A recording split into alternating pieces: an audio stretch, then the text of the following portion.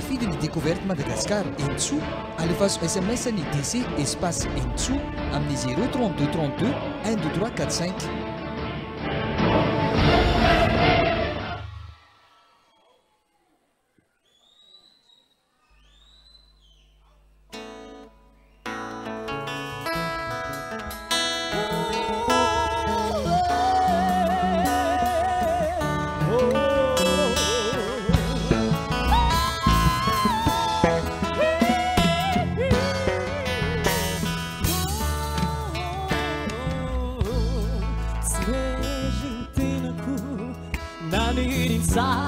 No etiko aty amty fiainana mandalo Ratsy misy ny fombanao hoay afabarakao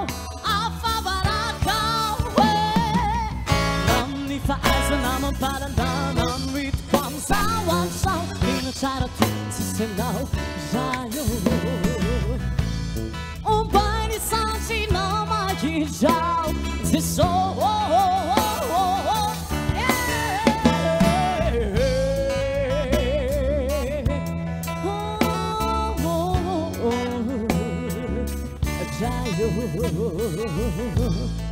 Smirintinoko Nanirintsako Noetiko iady amizao Fiainana mandalo zao Ratsy misy ny fombanao hoay Afabarakao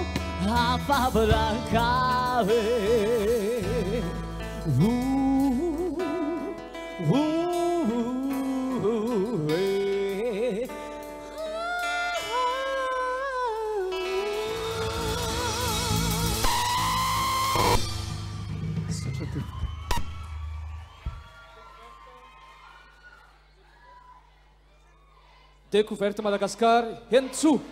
Ny titran'izay iray izay dia tsy ny herin'ny tenako. Inona ny zavatra fonosin'izay tonokiranao izay avy amin'inona le inspiration?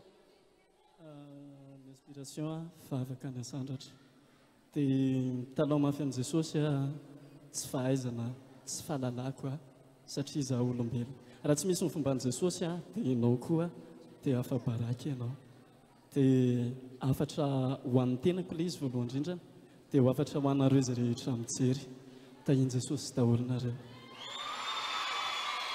Andao ary ho hainotsika indray ny hevitra avy any amin'ny rampitsara rindra Dupré no andray ny fitenenana. Tafita aloha le afatra hoentin'le hirany irainao. Fa ny hitako tena mahafinaritra dia le kanto izay ny tena tsaraiko teo.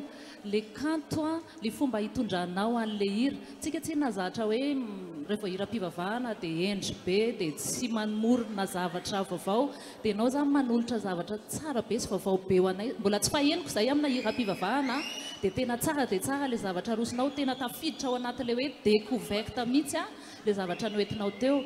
Fangatahako kely manaraka rehefa mihira amin'ny herinandro dia ataovy hoentin'le mozika koa ny vatanao.